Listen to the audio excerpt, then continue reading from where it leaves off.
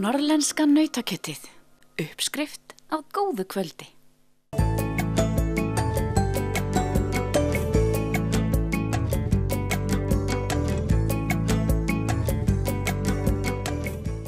Í janúar á síðast ári skrifaði Akureyrarbær undir ársleigusamning á metanstrætisvagni. Vagnin reyndist afar vel í notkun og því var ákveðið að festa honum kaup. Við ræddum við formann umhverfis- og mannvirkjaráðs þennan umhverfisvæna kost.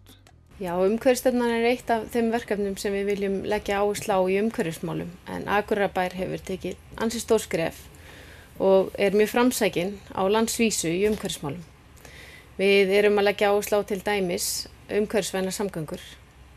Við erum að auka græn stæði, fjöldi grænna stæða í bænum hjá okkur. Við viljum minnka svifryk, búin að kaupa svifryksmæli, dæmis er tekið. Það einmitt hægt að sjá mælingar á svifryki í bænum á rauntíma á heimasíðu bæjarins. Það verið að stefna því að minnka plastnotkun hjá bæjarbúum og svo má lengi telja. Stefnan kemur fram á heimasíðu bæjarins akureyri.is og endilega kynna sér þetta. Hún auðlesin, stutt með markmiðum og ábyrgðaraðilum og tímamörkum. En við erum alveg meðvituð það að það þarf að endurskoða árlega og setja okkur markmið fyrir hvert verkefni fyrir sig. Ertu til í að segja okkur örlítið hvernig sú hugmynd kom til að taka metanstrætisvagn í notkun? Já, eitt af þeim markmiðum okkar að allir bílafloti Akureyrarbæjar gangi fyrir umhverfisvænu eldsneyti. Og við skoðum þetta lengi og vel og hvaða kosti við ættum að velja. En eins og staðan í dag þá gengur rafmagn ekki fyrir svona stóra bíla. Þannig að þá var farið að skoða metanið, en við erum að framleiða metan á gömlu ruslahaugunum okkar með góðri raun. Og við ákváðum að prófa þetta, hvort þetta væri möguleiki. Fengum hann til leigu og ætlum að sjá hvernig reynslan yrði. Og hún bara góð, þannig að við erum búin að fjárfesta í þessum vagni og 2 til viðbótar. Nú frítt í strætó á Akureyri. Hvernig almenningur að nýta sér það? Þetta hefur gefið góða raun. Það hefur verið mikil aukning í farþegafjölda á milli ára og sérstaklega eftir að við buðum upp á fríar almenningssamgöngur. En það talið að séu 500.000 heimsóknir á ári. Hver munurinn af rekstrakostnaði af því að reka metavagn samanburði við hinn hefðbundna strætisvagn? Já, það gaman að segja frá því að þegar við keyptum nýja metavagnin þá fylltum við á hann í Reykjavík og við sem að myndi draga sirka 300 km á hleðslunni. Þegar hann kom til Akureyrar þá var hann búinn með sirka 2/3 af tankinum og 1/3 eftir, þannig að hann hefði í rauninni auðvitað geta farið til Blönduóss, sérst tilbaka. Já, þannig að hann dregur mun lengra en við gerum ráð fyrir og líterinn af metaninu á 147 krónur og meðan bensinni kostar rétt rúma 200. Þannig að þetta mun hagstæðara.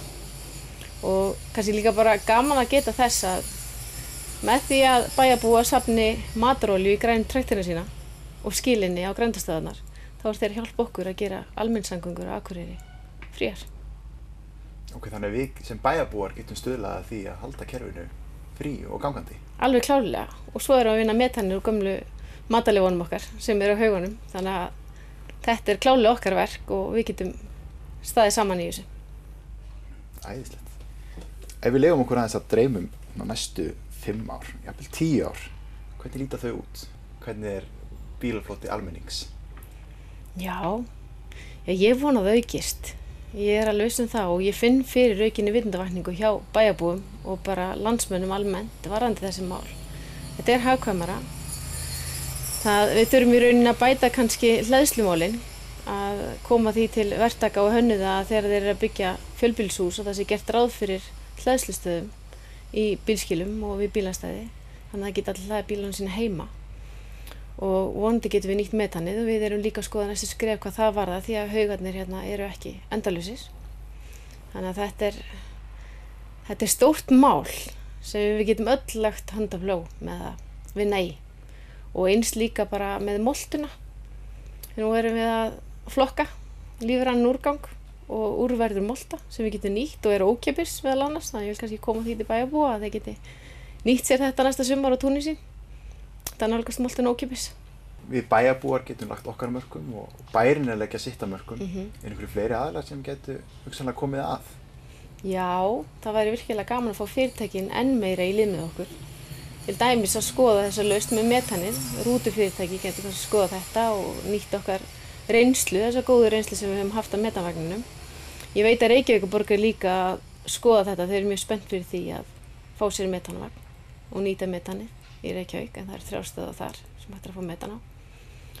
Og ég held bara að, já, við þurfum að fá fyrirtækin, fyrst og fremst, í lið með okkur, bæði varðandi flokkun og að nýta sér umhverfisvænt eldsneyti.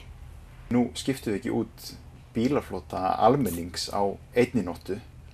Við þurfum að sjá hagkvæmni í þessu, ekki satt? Jú, mikið rétt. Við viljum alltaf velja í raun útræri kostin sem ósköp eðlilegt það þarf að horfa í krónuna og aurana. En sem dæmi þá kostar 3.000 krónur að reka rafmagnsbíl á mánuði. Metani kostar 147 krónur á móti rúmum 200 krónur fyrir bensínið. Þannig að þetta er hagkvæmar lausnir. Og það er líka eins og ég sagði áðan að það var hægt að kaupa bíla sem eru með tvöföldukerfi sem gengur fyrir metani og bensíni. Þannig að þeir sem þurfa að fara lengri leiðir geta nýtt sér það. Og þá er það í rauninni líka kannski hagstæðara í endursölu því það kannski einstaklingar sem vilja kaupa sér metanbíl sem er notaður frekar heldur en bensínbíl. Norðlenska nautakjötið. Uppskrift af góðu kvöldi.